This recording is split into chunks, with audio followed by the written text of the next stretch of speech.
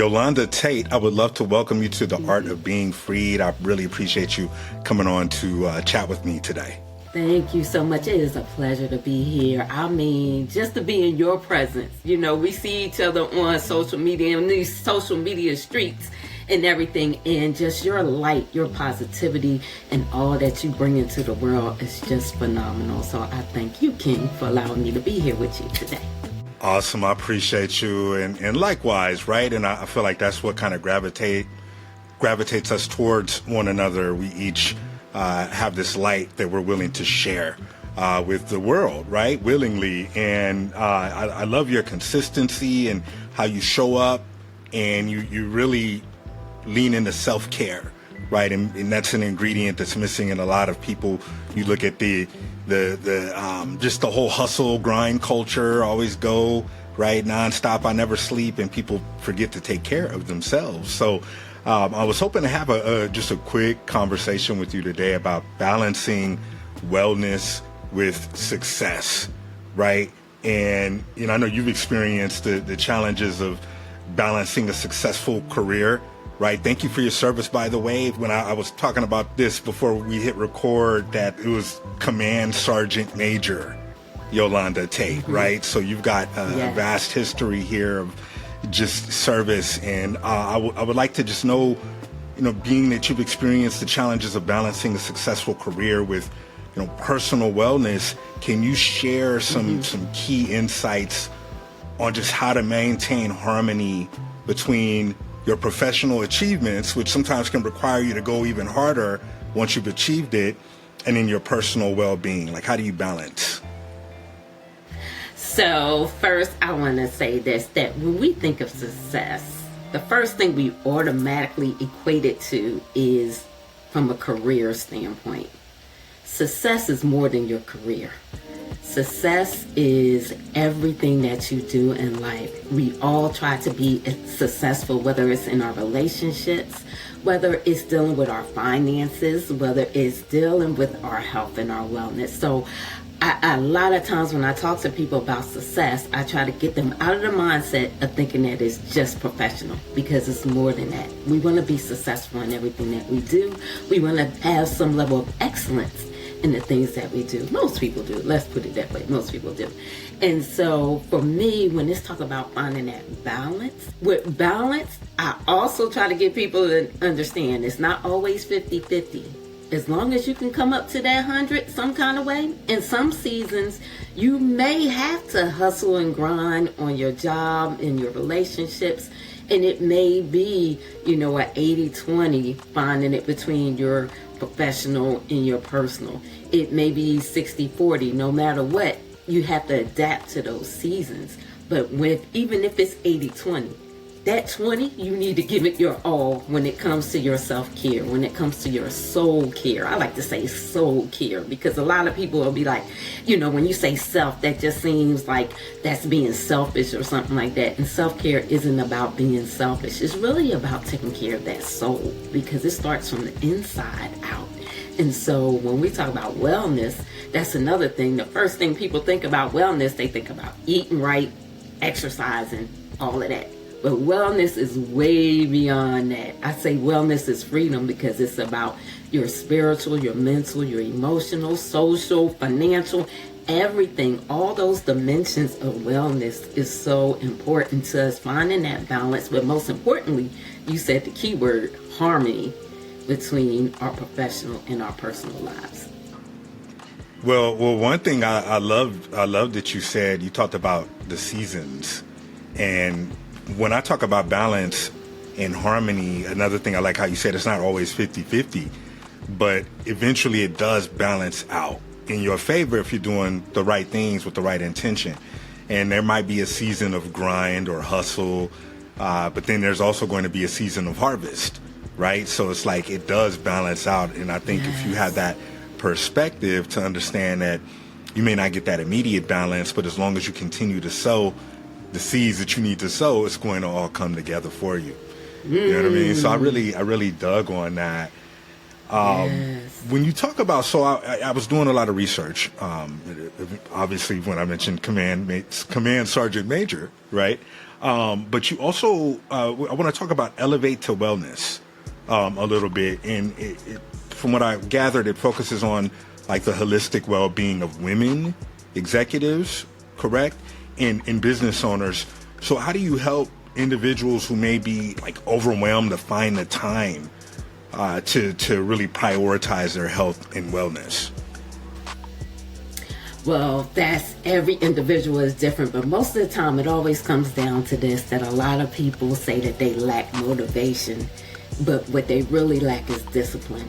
And with my time being in the military and just me just growing up, born and raised in Philly, went through some things during life, being raised, in the inner city, that whole story, not knowing your father, all that stuff, the typical. But I could say this, my childhood actually prepared me, and my mom allowed me to think freely and to express myself, which was really good. And so she challenged me to really think outside the box with everything. And so that kind of helped me to be more structured a little bit and unstructured, but that structure part of it, which was really good. And so that's how I gravitated to the military, for that discipline. And then to be honest, I wanted to get out of Philly, to be honest, and I needed to get money, so I get my mama out, because that was my plan. I was like, I'm just going in the military for 4 years, just so I can get enough money, finish getting my education, get my mom out of Philly.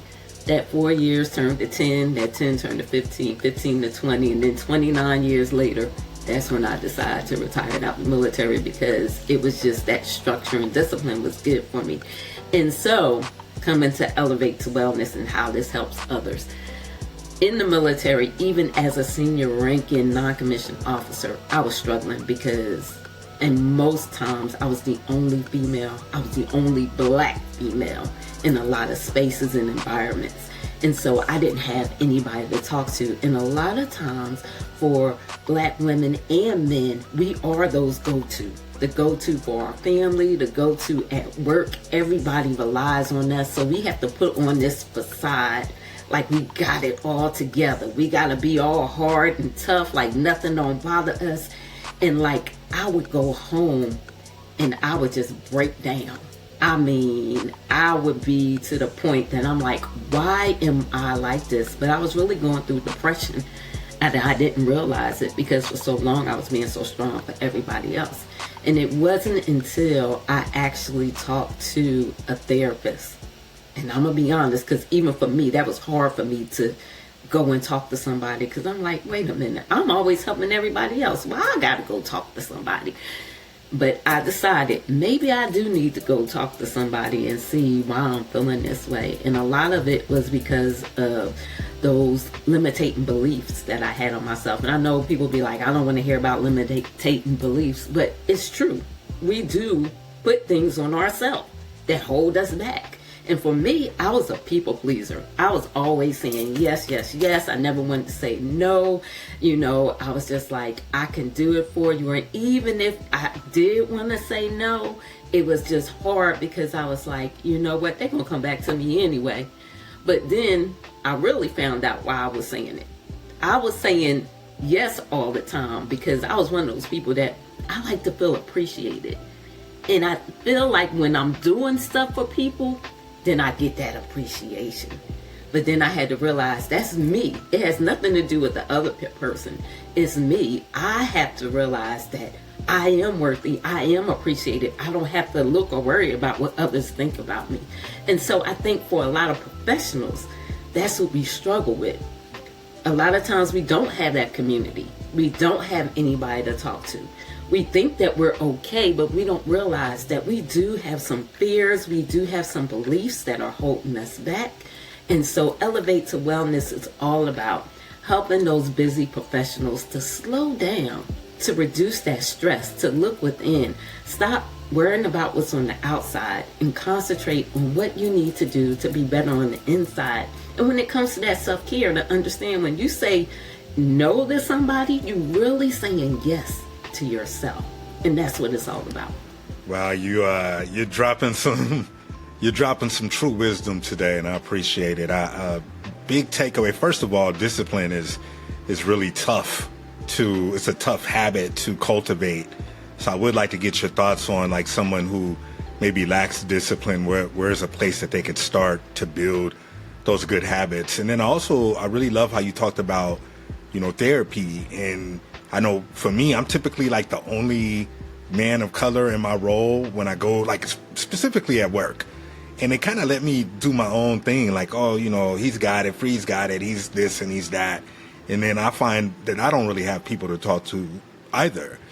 And, I'm here in therapy, and that's kind of like a common theme. So, what are your thoughts on therapy? Is that something you'd recommend as a place to go for people that maybe need someone to talk to? And what if they're kind of timid in their approach to reaching out? Like, how do you make that, how do you take that first step? So the first step, I would say this. Everybody don't need to see a therapist. So I'm going to get that straight. But I do think it's important to understand that it's not taboo and that we need to talk about it, especially in the Black community, that just because you go and talk to a professional, it could be a therapist, it could be a counselor, it could be a coach, it could be a mentor.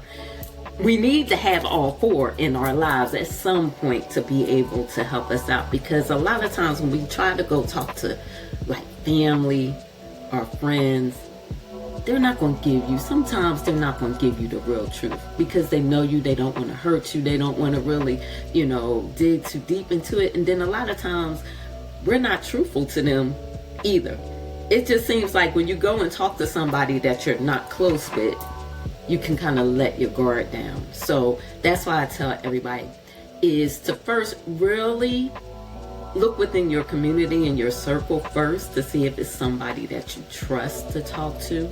And if it's not, and you feel like it's something that's really holding you down, you feel depressed, or you have anxiety or things of that nature, you need to see a professional. That's what they are trained to do to help you work through it. Your friends are not professionals to be able to help you to go through it. Just like you're an artist, you had to learn how to do that. I'm not an artist. I can't draw like you draw. So if somebody come to me and ask me to draw something, I'm like, I can't do that. But I know the person that knows how to do it and lead them to you. So we got to look at therapists as trained professionals that are there to help us to get through those problems. And so, yeah, that's the first thing. Look in your community. And that comes back to, like you said, not having somebody to talk to. A lot of times when we're in these high level positions or we're in a field when we're only ourselves are there, we don't really see people of color there. It's important that we find community. We find like-minded individuals who understand what we are going through, that understand our struggles. It's not to say that our white brothers and sisters don't understand, but they don't understand our struggle. And so, we have to be able to find those communities. So I tell everybody, find a community that works for you. And every community is not for you. You'll know if you find peace when you're in that group of like-minded individuals and you find peace, then that's where you need to be at.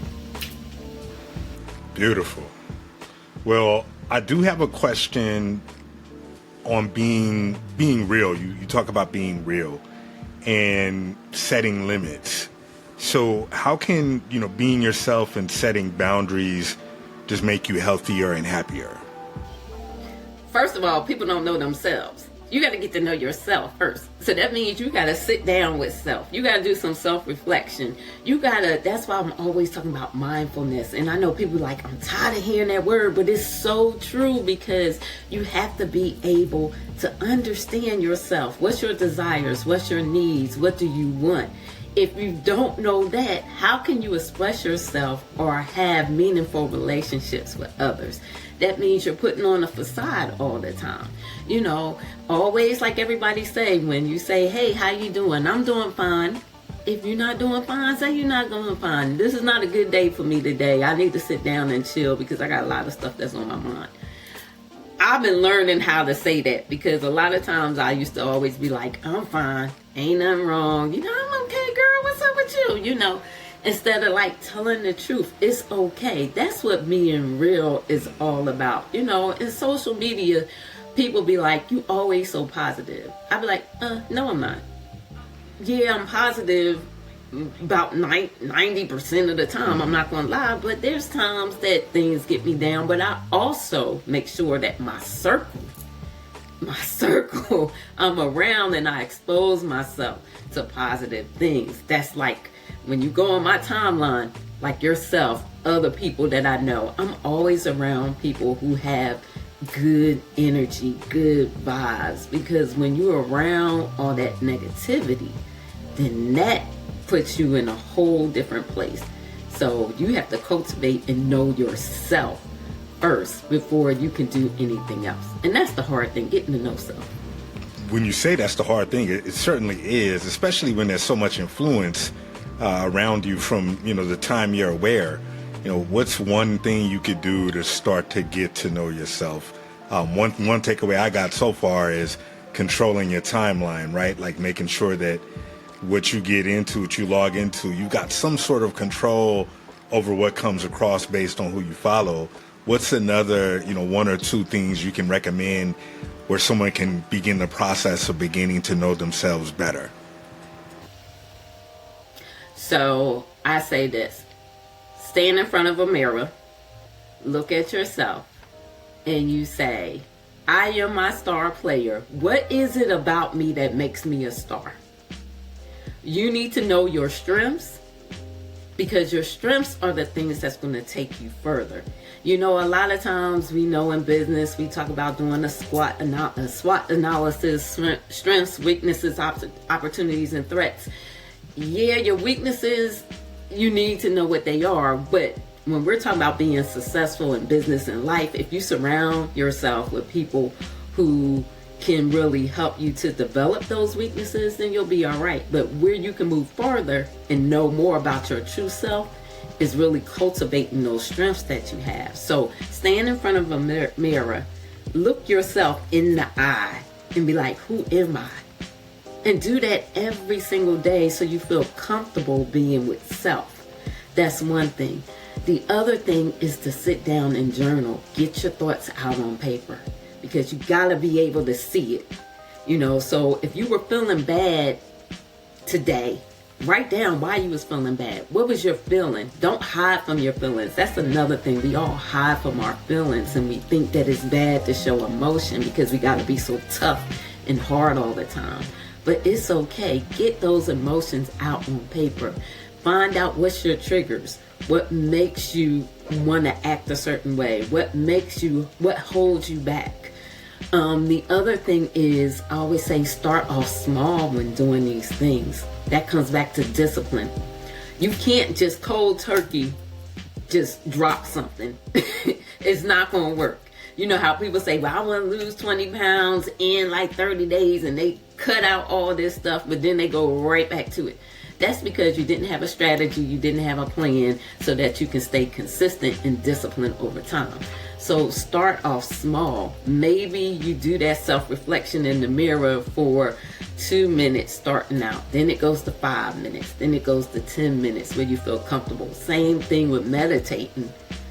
Meditating, people get, like, oh, I don't want to meditate. I can't do that. All it is just finding time to sit down and be still and connect with yourself. That's all. Be still and breathe.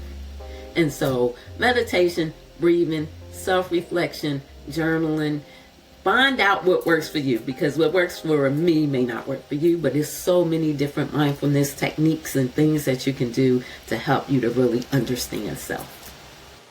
Wow, that's wonderfully said, and I appreciate you laying out some direction, because there are a lot of people that don't know where to start. Again, because there's just so much influence and so many different types of people, saying where you should go, do this, do that, and in that process, it's easy to not consider yourself first. So certainly appreciate that input, and thank you very much for coming on to The Art of Being Freed and talking to us about how to balance mindfulness and wellness with you're just being successful, and also breaking down wellness. It's not just what you eat, right? So I think that's important to know. For this final question, I'd love for you to just kind of give the community an opportunity to know a bit more about just what you do, where we can all find you, maybe any upcoming projects that are coming up, and I'll mute out here and let you just take the floor, and look forward to hearing about what's coming up with you. Right now, I'm in a season of refinement. I am refining the things that I need to do to be prepared for 2024. And one thing for me is that I'm going to start speaking more in 2024. Yes, I've been on social media and been going live and doing all that stuff. But God has told me I need to let my voice be heard and to get back out here and speak more. And when I was in the military, I used to speak on big stages and do things all the time, and I kind of got away from it. And so, yeah, I'm going to be concentrating on speaking more, reaching out, being more active so I can get out here and get this message out about holistic wellness. The other thing is I do have my company, Elevate to Wellness. I was doing a lot of personal training because I'm a personal trainer and a group fitness instructor, but I'm kind of moving away from the coaching realm to doing more consultant, more in organizations, things of that nature, and also helping out with veteran organizations. So yeah, that's what's coming up for me. I'm also getting ready to launch. I am the president, well, I will soon be the president of the Fredericksburg chapter of Blacks in Tech. And so we'll be launching that next year, but we got some mixers and some great things that we're going to be doing coming up in December. So I'm going to be busy with that as well. And then I also have products that I sell. I got one of my sweatshirts on right now, Elevate Your Mind. And so, yeah, so I'm revamping my website so I can get these products out here. I do veteran events and all that. But if you want to actually see what I'm doing, go to Elevate to Wellness. It's Elevate, the number 2, wellness.com. My website is out there. It's going to be updated in the next couple of weeks. But yeah, a lot of great information is out there. Check me out on Instagram. I normally go live Mondays and Wednesday at 6:30 in the morning. That's Eastern Standard Time. I do what's called a mindset and mindful movement segment. And so we start off with 10 minutes with some kind of mindset inspiration around wellness, and then we finish off with some stretching and some breathing so you can start your day. And also LinkedIn. Connect with me on LinkedIn. I'm trying to get more active on LinkedIn. I do articles on there. Actually, I'm due to put one out now. So yeah, check me out on LinkedIn, Instagram. Not really active on Facebook, but I'm on all the social media platforms at Yolanda M. Tate 123. Awesome. Every time you talk, you just have some dopeness that follows. And first of all, congratulations. And I was peeping the hoodie and I was wondering what that was. So now I know, that you have merch. So I'm going to have to get me a hoodie there. Yep. And then being active. And then my biggest takeaway as we part ways here is you're in a season of refinement. And that's wonderful. This is a great time I'm refining. I'm tying up loose ends. I'm decluttering. I want to clear the space, right? I just want to make sure I can see everything. So when I wake up in the morning, what am I seeing first, right? I want to make sure everything is tidy. So, and I know it goes deeper than that, but just when I hear season of refinement, that's dope. So thank you, Yolanda, for coming through to the Art of Being Freed. I appreciate you sharing your knowledge and your wisdom and just figuring out how we can balance success with wellness as we become more accomplished in our growth. So thank you very much for coming on to the Art of Being Freed today. Thank you so much. I appreciate you, Ken. Thank you.